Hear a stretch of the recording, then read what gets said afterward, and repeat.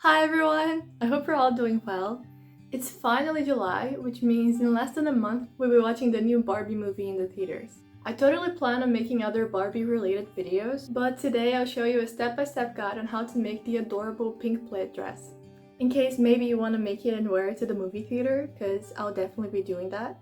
And it's not that complicated to make. I'll show you the step-by-step process and how to make the pattern as well, but I know that some of you guys don't really like to make the pattern. So if you end up being interested in it, let me know and I'll totally work on a pattern for you guys. Because I feel like this style is quite timeless and really pretty. I will definitely be making another one of those for myself, but using a different fabric. But today I'll show you how to make the pattern yourself and how to sew it from start to finish. I promise you it's really not that hard. So now let's go understand the dress and make the pattern.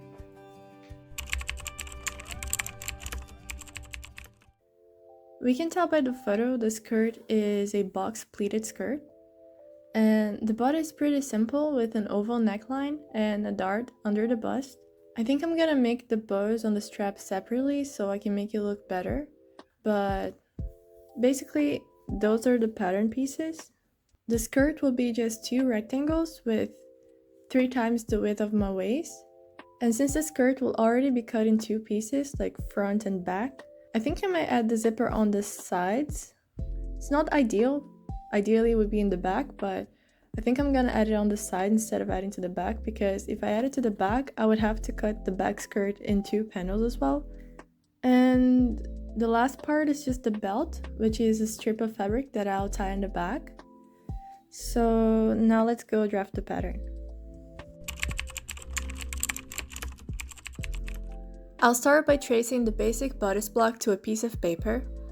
I have a full tutorial on how to do this with your own body measurements. It's not that complicated, so I'll leave the link in the description if you want to check it. I'll start by transferring the shoulder dart to the waist. In the photos, you can tell hers has 2 darts, one at the bottom and one at the sides. It's supposed to divide the dart so it fits her body better. I have a very small cup size, so I don't need to divide them, but if you have a bigger cup size, your darts will also be more profound, so I recommend cutting it at the size here and transferring part of the dart to the side. A few weeks ago, I posted a thrift flip video where I showed you in the pattern making portion that I usually enter a few centimeters at the bust, because otherwise it will be gaping. This time I decided not to alter it right away because I want to show you what happens with it while. I'll be showing the corrections to the pattern later on as well. Then I'll measure in the mirror how low I want my neckline to go. I'm using 9 centimeters, and I'm marking it down. Now I'm tracing the neckline like the reference. It's an oval shape. And I'll transfer it to another piece of paper, adding seam allowance.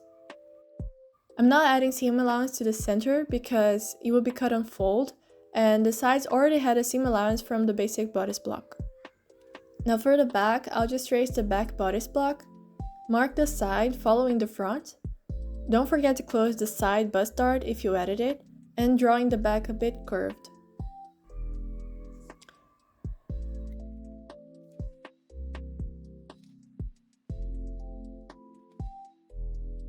I'm cutting and sewing the toile now just to show you what happens.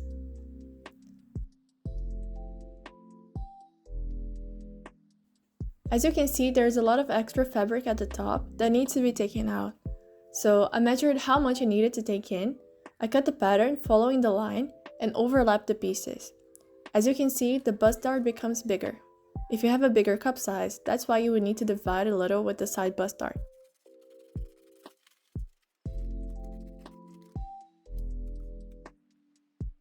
And we're done. Now for the skirt, you basically just need to cut 2 rectangles. The width must be your waist divided by 2 because one is the front and the other one is the back. Take that measurement and multiply it by 3. Then you need to add seam allowance to both sides. I'll use 1 centimeter as my seam allowance, and the length must be the measurement from your waist to your knee, or how long you want it to be. And don't forget to add seam allowance for the top and for the bottom hem. Now we will add the guides for the pleats. The dress from the movie seems to have 5 box pleats, so divide your waist measurement by 5, or the amount of pleats you want, and mark it down. In this case, you should have 15 vertical rectangles. I am marking them like this so you can visualize better when I fold the pleats. These right here will be the parts of the pleats that will be out, but you can just mark it straight to the fabric as well. And for the straps, you need 2 strips of fabric around 60 centimeters by 4 centimeters. Now let's go to sewing. So now I'm cutting the pattern pieces.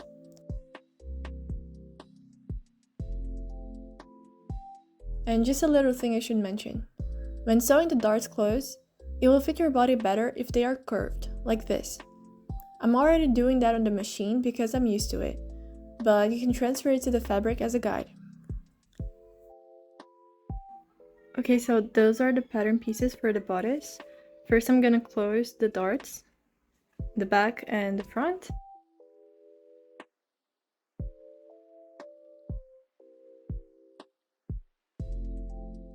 Now we need to iron the darts to the sides.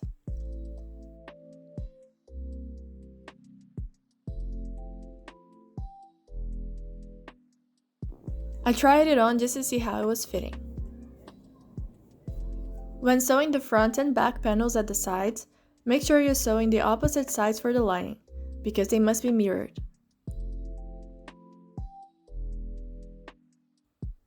Now let's make the straps. You need to fold them in half and sew them right sides together, 1 centimeter away from the fold.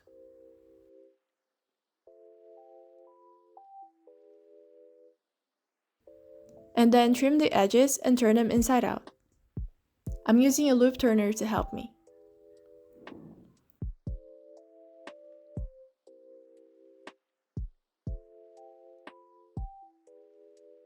Now you should iron the straps.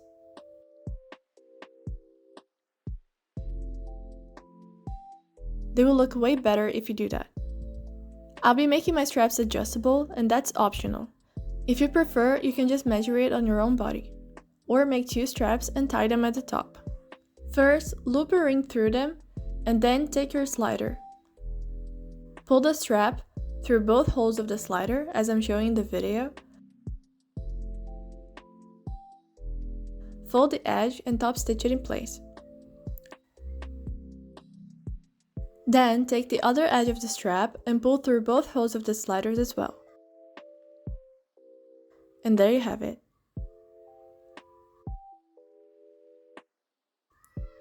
Now, to add it to the dress, I'll use a small piece of strap to connect the ring.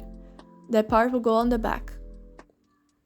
If you want to make a bow, you can just take a piece of the strap and fold it like this, then secure it with another piece of strap.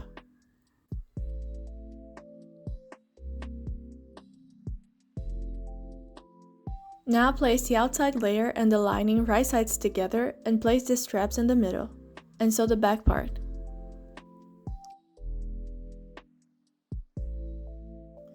Now place the straps at the front and cover it with the lining and sew.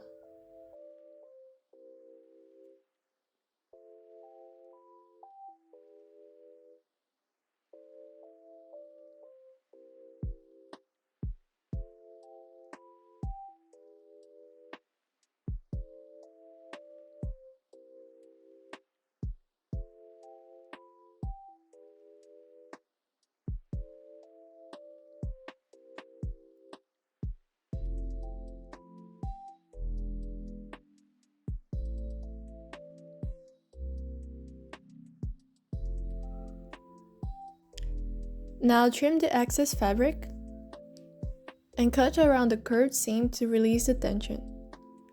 Be careful not to cut the stitching. Now fold the seam allowance towards the lining and stitch it. It's called understitching. Try to get as close as possible to the curved part.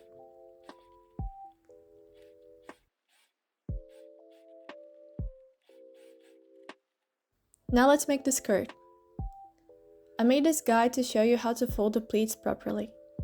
If you want me to make a graded and free pattern for you guys, let me know in the comments.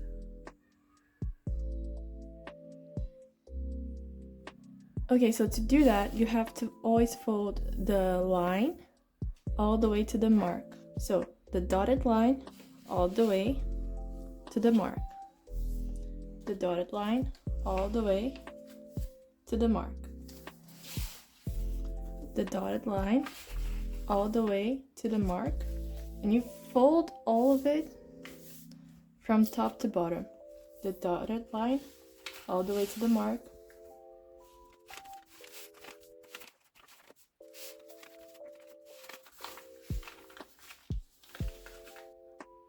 But we're still keeping the seam allowance on the sides. So we're gonna transfer all of that to the fabric.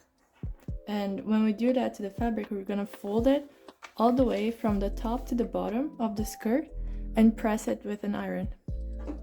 So we can keep the fold like this, as if it was the paper.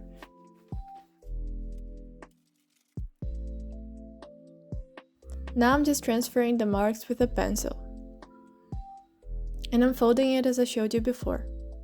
If you have any questions, let me know.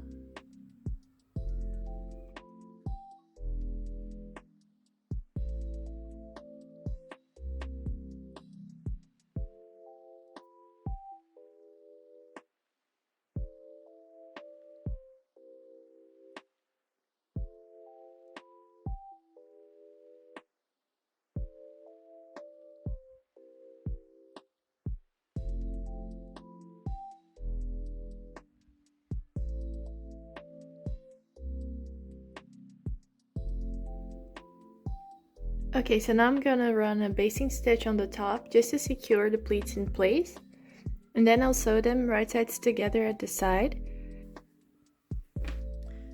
and then I'll attach it to the bodice, only to the outside part of the bodice.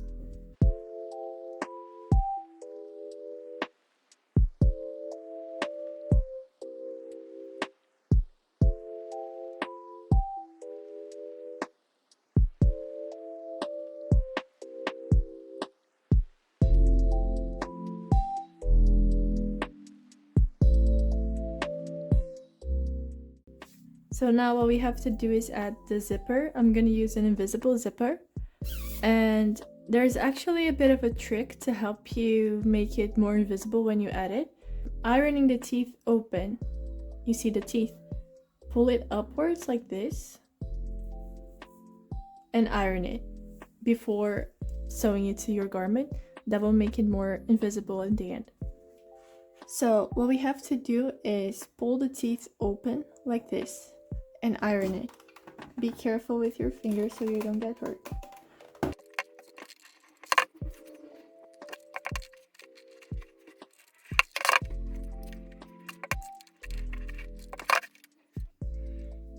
I hope you can see the difference. Have to iron it like this. Pull it to the side and iron it. And this one is already done.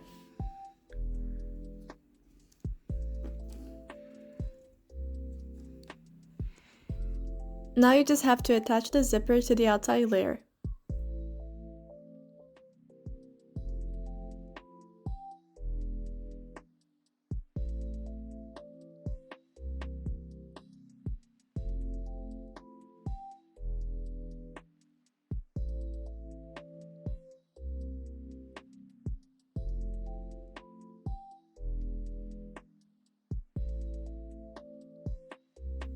To make it clean, cover the zipper with a lining and stitch it in place.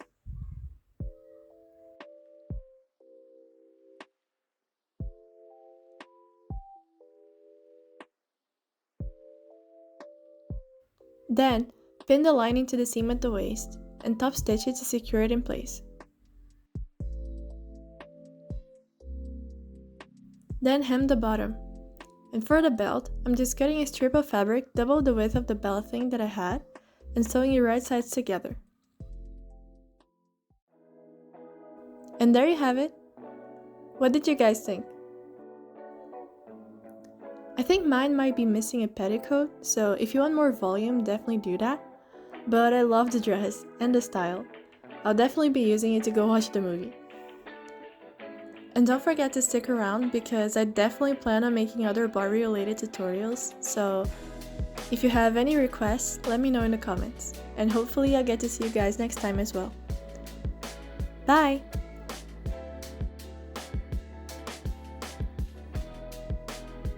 And here's me trying to recreate the poster with Ken, but I was way too terrified. No one got hurt, by the way, thank God.